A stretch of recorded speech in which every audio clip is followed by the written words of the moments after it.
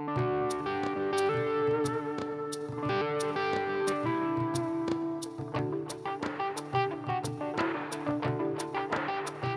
friends, welcome to Raising Lifelong Learners. I'm your host, Colleen Kessler, and this is the podcast where I encourage you to trust yourself and your differently wired kiddos as you help cultivate their curiosity, encourage them to discover the world around them, embrace who they are wired to be, all while helping them discover their passions, interests, and raise them to become the amazing adults they're meant to be. Hey, welcome back. This is episode 266. Okay, so we're continuing our series of the 6 C's that Dr. Kathy Hirsch-Pasek writes about in her book, Becoming Brilliant, and that I have an entire chapter about in The Homeschool Advantage, a child-focused approach to raising lifelong learners. Pick up your copy wherever books are sold. You're going to love it. We are going to talk today about the third C of the 6, content. Last week we talked about communication. The week before we talked about collaboration, and they all build on one another. And so we are going to take a deep dive today into content. Before we begin, I just want to give a special shout out and thank you as always to CTC Math. They are tremendous sponsors and we appreciate them so much. Check them out at ctcmath.com. You'll hear a little bit more about them later in this episode. But let's get started with it. Pop your earbuds in and let's talk content.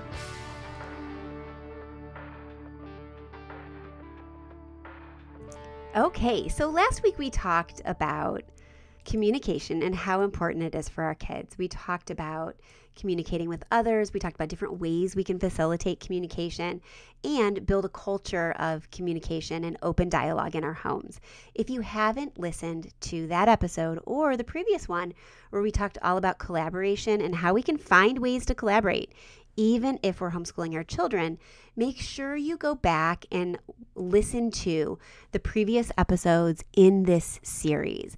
And take a minute to subscribe to the podcast because it will show up in your Apple podcast feed or Spotify or wherever you listen to your podcasts every single week. And you won't miss a single episode of this series. All right, so we're talking about the skills, the 6 C's of homeschooling, parenting, raising kids' success from my book, The Homeschool Advantage. These 6 C's are built off of the 6 C's that Dr. Kathy Hirsch-Pasek talks about in her book, Becoming Brilliant. And I have a link to that and other things over in the show notes, so the link to Kathy's book, the link to my book, and other resources related to these topics in the show notes. And you can find the show notes just by going to raisinglifelonglearners.com and clicking on podcast. Okay, so these are the skills that help our kids thrive in the future. We're diving into each one in detail in 6 consecutive episodes. And so far we've talked about collaboration and connection. Today it's all about the third C, content. Okay, I know what you might be thinking. Content sounds pretty straightforward. It's what our kids are supposed to learn, right? Okay, here's the thing. Content is actually one of the most misunderstood aspects of education, especially in traditional settings. So we're going to break it down together, explore how we as homeschoolers can reframe the idea of content to create more meaningful learning experiences for our kids and probably in turn ourselves. I was talking to a mom today at a play production that my daughter was in, and it was someone I'd never met before. I was introduced to her by somebody else, and we were just talking about different things, and she asked where my daughter went to school, and I told her she was homeschooled, and she's like, I'm homeschooling him, and she pointed to her youngest child. She said that she and 3 friends decided for various reasons, she made sure to emphasize each one of them had different reasons for doing this, but they all decided to homeschool their younger children this year. It is their first year homeschooling. They've banded together to support one another. And she was in awe of anybody who's been doing it for a while. And then she asked me, of course, the question, did you start homeschooling during the pandemic? Why did you start homeschooling? All those questions that come up. And I gave her a little bit of our background, but I said, actually, no, we've been homeschooling since the beginning, mostly for 3 of our kids. We pulled my oldest, who will be 22, out of school in February of his first grade year. So we've been doing it a really long time. And she said, which I found very funny and very sweet and very endearing, "You must be an expert." And I just want to say to all of you and to myself, you can't ever be an expert in homeschooling or parenting for that matter, because everybody's different. Every person's different. Every child of yours is different. Every experience is different. All the circumstances are different.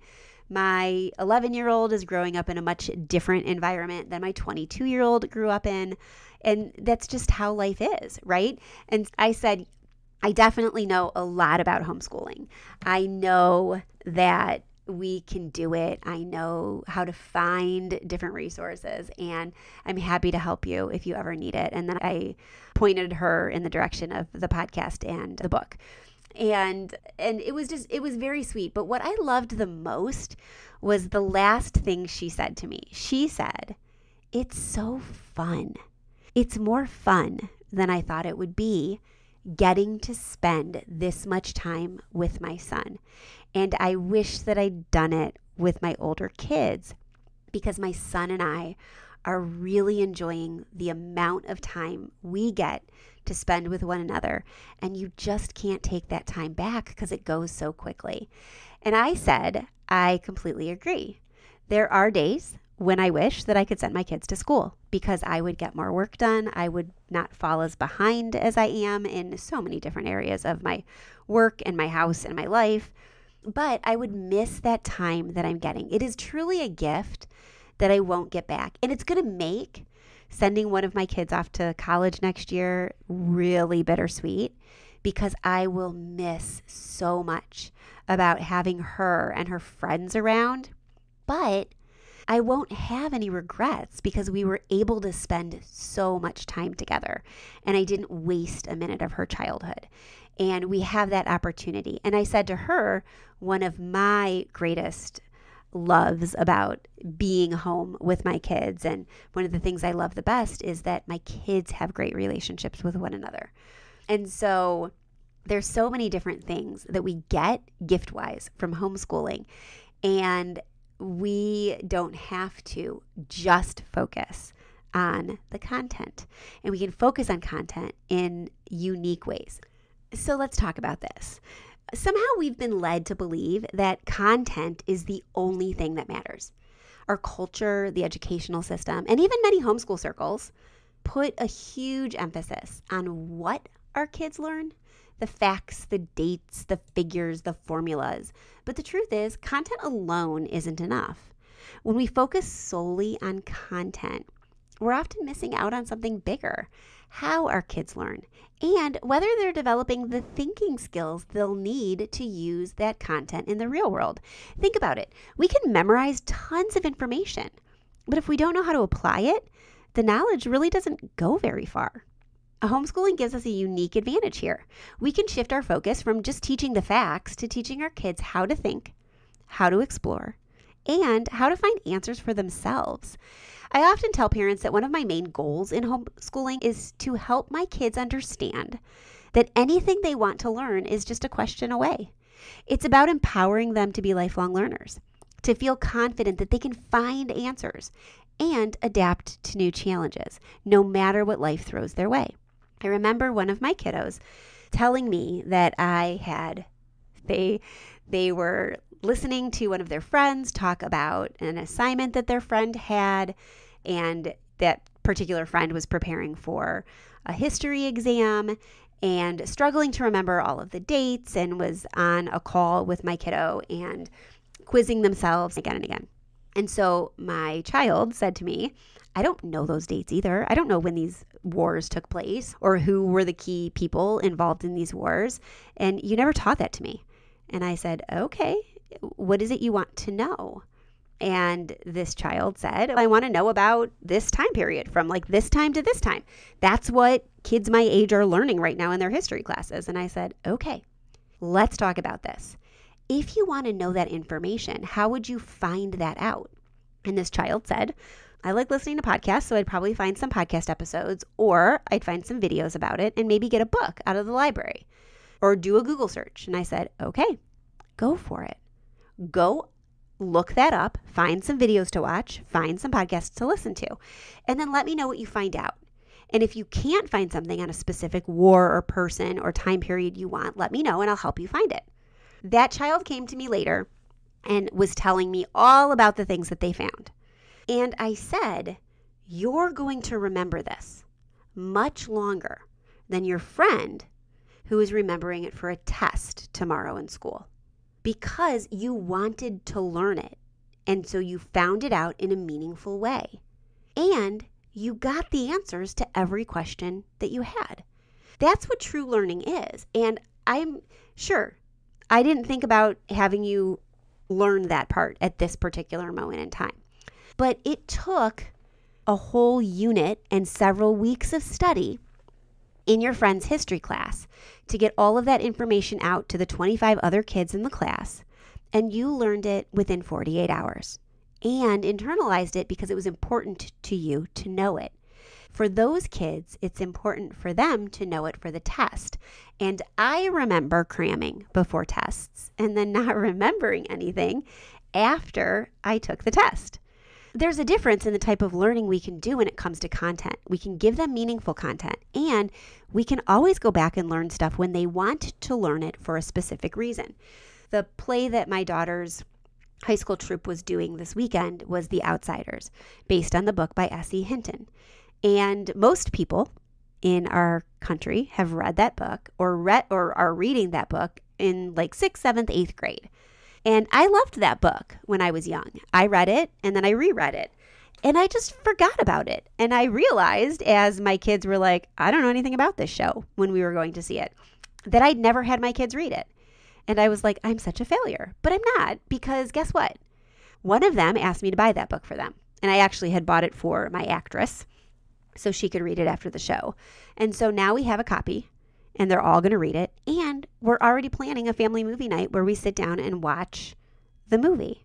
They're going to remember that book because they watched it come to life with their sister and her friends on stage in a really incredible production of it.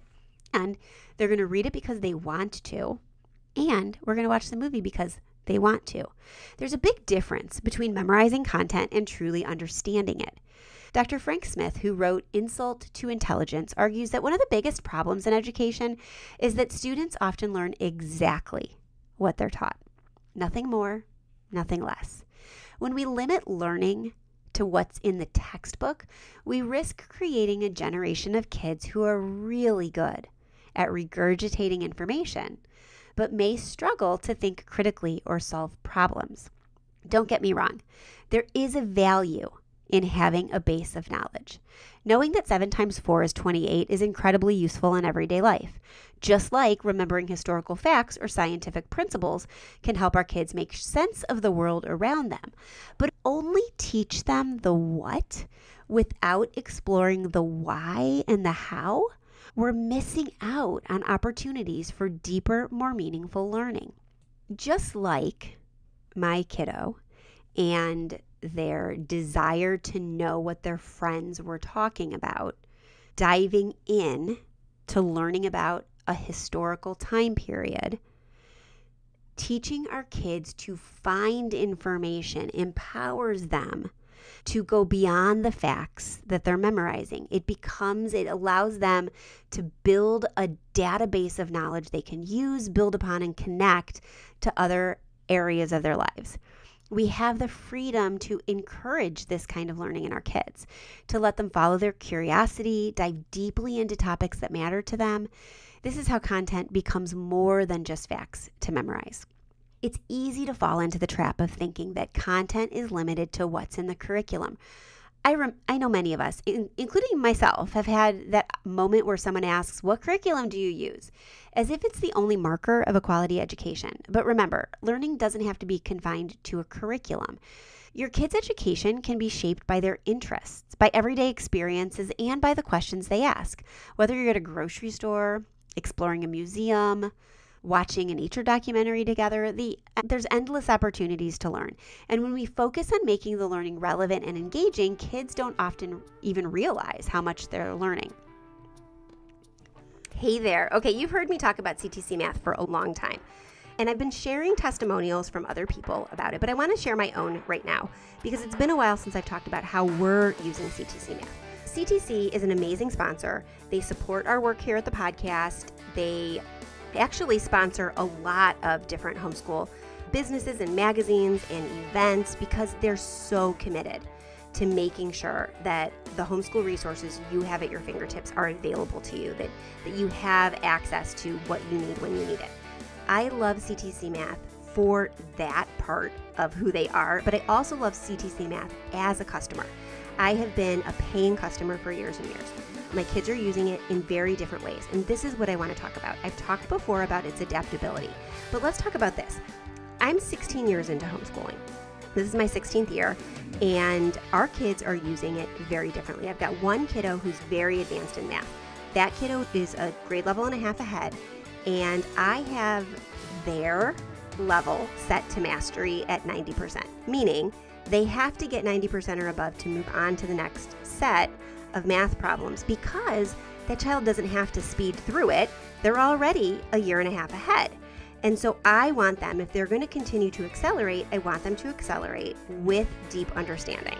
My other kiddo who's currently using it is right on grade level, maybe a couple lessons behind. And so that kiddo's mastery is set at 80% because I don't need that kiddo to understand every single section and get every single problem right. I need that kiddo to understand the big picture of the concepts, get at least a B's level of work done so that they can move on to the next level because that particular kiddo is probably not going into a mathy career, but they need the basic understanding. CTC allows the flexibility to do that. If you've got a kiddo, say in late elementary school, who is absolutely brilliant in math and can skip ahead to some high school level math, your subscription includes all the way up to calculus. You don't have to wait. You don't have to buy multiple levels of programs. If you've got a kiddo who you hit a snag and you realize, oh my gosh, we missed that section when we were learning third grade math and now we've got to go back to do it. You don't have to go out and buy a third grade math workbook. You just go to the section in the third grade math program level and have your kiddo do that. How flexible is that? You have every level from kindergarten all the way to calculus at your fingertips for a very affordable price. Check out ctcmath.com. If you go over to the show notes and you click on the link, it will give you whatever the current discount or special they're offering Raising Lifelong Learners listeners, and you can check that out and take advantage of that. I so appreciate CTC. I know you're going to love it, and if you don't, they have a money-back guarantee, so you really do have nothing to lose. If you have any questions about CTC, you can always reach out to me, and I'm happy to answer those questions. All right, let's get back to today's episode. Now, I don't want you to think that curriculum isn't important. It's just another tool that we can use when we're teaching our children. There is no one right, wrong, or perfect curriculum. There just isn't. And anybody that says that to you is lying. The curriculum is a tool you use to encourage your kids to learn specific topics. And each one can be beneficial to some families and not to others. I love and talk about, and you just heard about, CTC Math. But that doesn't mean CTC Math is the only curriculum. And actually, it may not be the most perfect curriculum for you. I do believe it's a great one and can be used by just about every family. But CTC has a money-back guarantee for a reason. They know that it might not be a fit for you.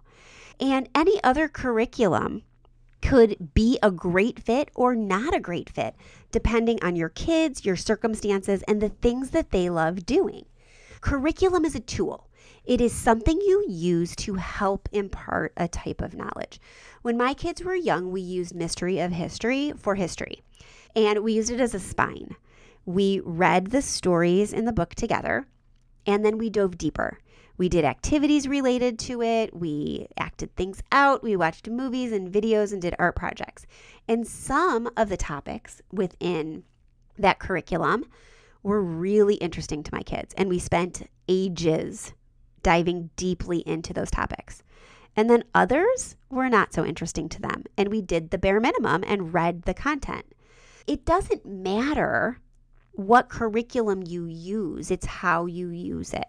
One of the things that it's a soapbox, those soapboxes, those hills you'll die on or whatever. I've had so many people over the years ask me what is the curriculum I would recommend for gifted kids, because I'm a gifted specialist and I've worked with gifted kids and special needs kids for years and years and years and years. And I have my own gifted and twice exceptional children. And they have been told at conferences and conventions and different places that this is the curriculum for gifted kids, or this one's best for gifted kids. And here's the thing, especially gifted kids, there is no such thing as a perfect curriculum for any one demographic of children, because any child is just as different from one another as I like to say, if you've met one gifted kid, you've met one gifted kid. If you've met one twice exceptional kid or kiddo with sensory processing disorder or ADHD or whatever, you've met one. They're just as different from each other as they are from the general population of neurotypical kids. And so you can't find an exact fit for any of them. There may be great curriculums for bright kids who think creatively, but they're not great for all kids who are bright and think creatively. And so you might need to adapt your ideas. You might even need to abandon the curriculum altogether for a while. For example, a trip to the pharmacy can turn into a lesson on health and wellness. A family hike can spark curiosity about ecosystems. These real-life experiences make content come alive, and they're just as valuable, if not more so, than what's in the textbook. One of the most powerful things we can do as homeschooling parents is to show our kids that learning is a lifelong journey. We don't have to know it all. In fact, it's okay not to. When our kids see us exploring new interests, asking questions, and diving into new topics ourselves, we're modeling the kind of learning we want for them. I've seen this firsthand with a family that I've worked with. The kiddo was an incredibly bright kid who just wasn't interested in busy work. He wanted more autonomy in his learning, but often found himself doubting whether he was actually learning anything compared to his public school friends. When he took a standardized test, he ended up scoring beyond the high school level in many areas. And that moment was a turning point for him and his family. It helped them see that learning doesn't have to look like everyone else's to be effective. We used that experience to guide his learning plan. This was a family that I coached and consulted with. And so we used his experience because he wanted to understand if he was as smart as he was told he was. And so he took those tests. We filled in any of the content gaps that he wanted to address, and we focused on projects and courses that matched his college goals. That's the beauty of homeschooling. We can personalize content in a way that makes learning meaningful and motivating for each child. And each child's different, even in your own home. My kids have all had very different learning experiences, but the similarity is that they've been tailored to them. My daughter, who's pursuing the application and audition process for a BFA in musical theater, spent a lot of her high school years taking private voice and dance and acting classes and trying different master classes and auditioning for shows all around Northeast Ohio and doing show after show and reading plays and practicing monologues and doing the minimum of math that she needed to get by, because that wasn't her skill set. The other areas were. She read a lot. She watched a lot of videos. She studied theater and its relation to historic events and things like that. She's got a very impressive resume and transcript because of the strategies that we used for her. My next daughter, who is a freshman right now, and we're starting to tailor her homeschool and high school experience for her, wants to study something with regards to animals, animal behavior, or zoology, or something like that. She's volunteering at our zoo in the Teen Zoo Crew program. She started last summer, and she'll be doing that for all 4 years of high school. She also was admitted to a youth fellowship project, an outdoor fellowship project through our local Metro Park system, and is doing activities like electrofishing and rock climbing and creek walking and stream sampling and things like that. She'll be doing heavy science and analysis and things like that in high school because that's what she'll need. She will also start college classes for dual credit earlier than her older sister did, because with a BFA, it doesn't matter how many credits you come in with, you still have to take the full 4 years because the credits related to a BFA are all related to a BFA. which is different from a bachelor's degree where there are general eds that everybody takes. And my next daughter will be taking a lot of those general eds at the community college through our College Credit Plus program in Ohio to save money and to potentially lower the amount of time she has to spend in college when she goes. Everybody's different, and we homeschool so we have the ability to personalize the content and the experience for each of our individual kiddos. How can we make our content engaging for them? One way, like I just mentioned with Logan and Molly, is to tap into their personal interests. If your kiddo's fascinated by dinosaurs, go all in. Explore paleontology, visit museums, visit the library, find documentaries, examine dinosaur exhibits, draw them. When learning is aligned with their natural curiosity, kids are more engaged. They retain the information better. Another tip, get creative in how you present content. Read together, do hands-on projects, attend local events.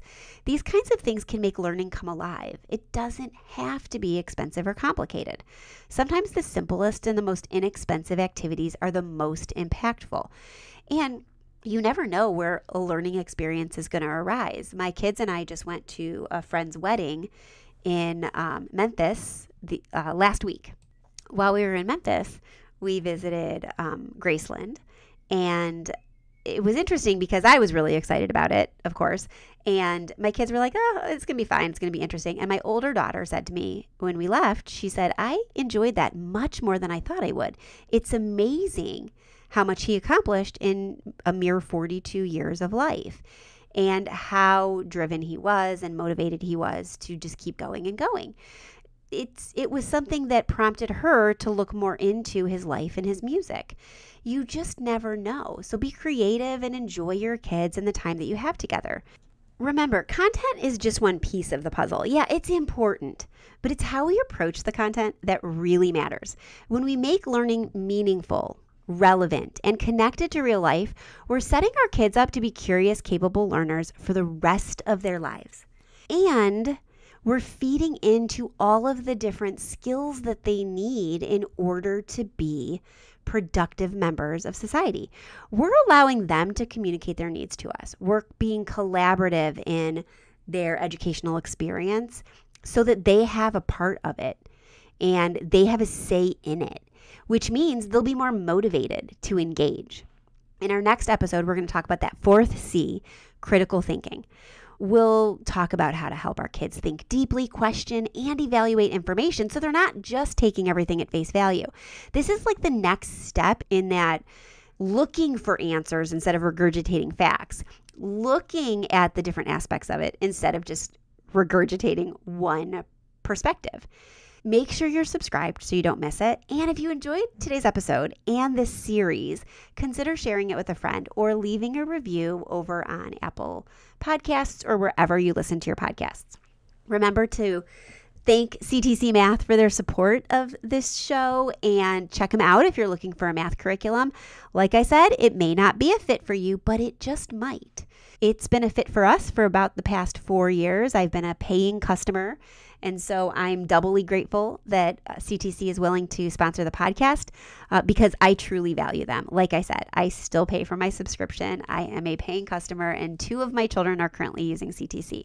So check them out, ctcmath.com. You can find a link over on the show notes for this episode, along with links to other resources related to building content in your homeschool and keeping it from just being about the curriculum.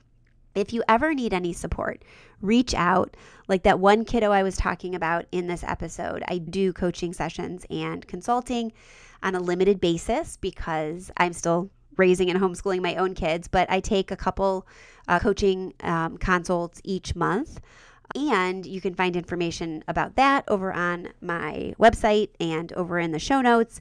But if you want constant contact with me and a group of families who are homeschooling their own quirky, creative, and interesting kids, consider joining the Learners Lab or at least getting on the wait list if the Learners Lab's not open. At the time of this recording, it will be open for just a few more days, and then it'll be closed again until early 2025 when we kick off some new features. So this is a great time to jump in if you listen to this while the open cart is open, because we have a special gift for annual subscribers, and you're going to be on the ground floor to some of the changes that we're making. It's not really changes, but improvements.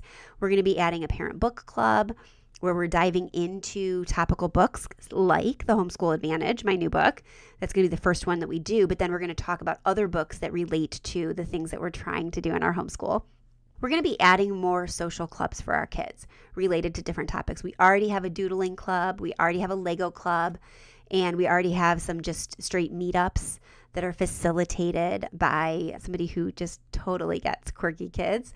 And we're going to be adding more, and you would get to be in on that ground floor helping us shape the direction of the lab in the future. Consider joining. And if you belong to a charter school, consider asking your charter school to add us to their list, because we meet all of the requirements, but each individual charter school, particularly in states like California, require different forms to be filled out and hoops to jump through. And so it's much easier to get into different charter schools when members want to use some of their charter school funds to join communities and resources like the Learners Lab. One of the greatest things about the Learners Lab, and the part that fits charter schools so wonderfully, is we have social and emotional learning. Every single month there is a theme that we focus on, and there are resources for kids and a whole archive of past lessons about different social and emotional and creative and critical thinking themes. So you're really tapping into those social and emotional and learning and thinking skills that are so important in today's society. And then the bonus is there's a whole community for parents. You can ask your questions, get them answered. You can have access to me through the DMs along with some mentors in our group. And then we have book clubs and master classes for you to continue your education just as an extra while your kids are getting the things that they need. Let me know if you have any questions about that, and I hope to see you in there, and I hope to see you same time, same place next week when we talk all about critical thinking. Have a great week and enjoy your kids. I'll talk to you soon. Bye for now.